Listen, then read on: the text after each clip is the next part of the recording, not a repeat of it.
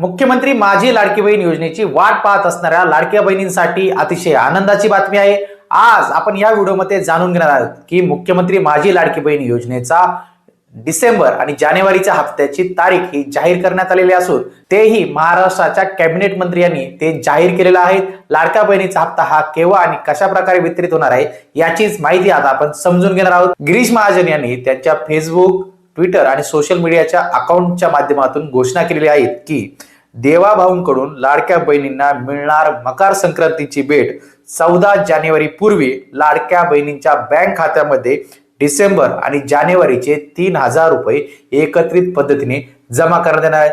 म्हणजेच लाडक्या बहिणीच्या अकाउंटवर मकर संक्रांतीपूर्वी पैसे जमा होण्यास सुरुवात होणार आहेत। आज 9 तारीख आहे, तर पुढील 2 ते 3 दिवसानंतर लाडक्या बहिणींच्या खात्यावरती थेट लाभ हा लाडक्या बहिणींचा वितरित केला जाणार आहे।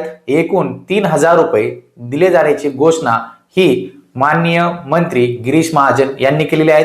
आपल्याला ही सरकारची घोषणा आवडली असेल तर नक्कीच व्हिडिओ शेअर करा, लाईक करा। चॅनलवर पहिल्यांदा आला असाल तर चॅनलला फॉलो आणि सबस्क्राईब करायला विसरू नका।